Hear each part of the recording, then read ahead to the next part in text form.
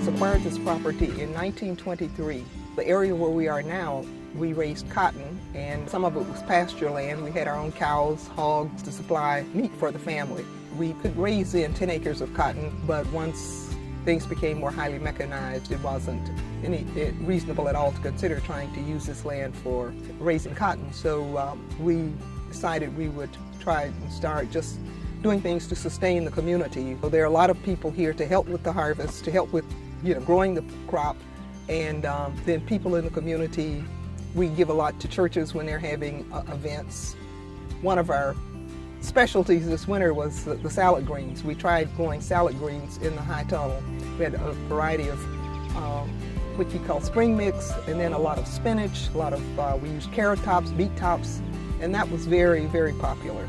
Miss Griggs has done a wonderful job putting the seasonal high tunnel up, and she's been very gracious in sharing it with the community, with churches. There's a food pantry in Marietta that she's given some food to, so she's done a really, really great job with this seasonal high tunnel.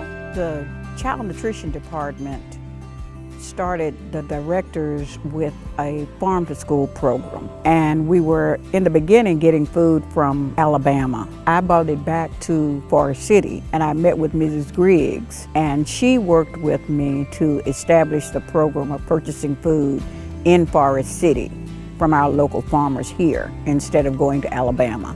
East Arkansas Enterprise Community and University of Arkansas Pine Bluff used her as a recruitment method for farmers. She used the conservation practices and things of that nature as a demonstration for the people in Lee County to come out and see what she's doing and try to emulate it. By her being an educator, it was real beneficial for me to have a person like that, a retired person, in a capacity where they could use farmers in this community, small-scale farmers, not only farmers, small-scale landowners, home gardeners, conservationists, whatever the case may be, and people respecting her in the community. It was easy for us to use her as a gateway to recruit people, pretty much. There's summer school here and summer programs. We allow people to bring buses of kids out to see the produce, how vegetables are grown. Some of them were working in a community garden in the city. I'm certain we would not have had the seasonal high tunnel had it not been for Strike Force and the meetings that were arranged from representatives from different USD agencies throughout the state. I'm affiliated with an agency in Forest City, and they have meetings for growers to tell them about the latest. People from the National Resource Conservation Service came to, and that's how we knew about them. They told us how to apply, what we needed to do, what the qualifications were, eligibility requirements and all.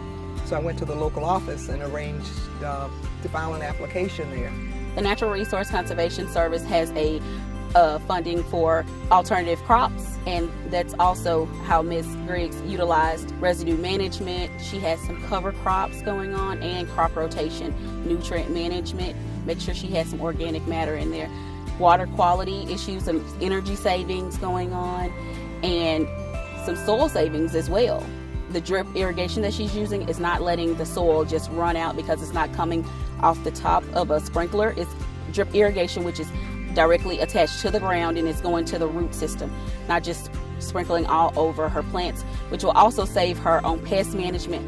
And I do encourage local people because a large number of people have come out to see this one, and they've asked, what do you think of it? Should we try it?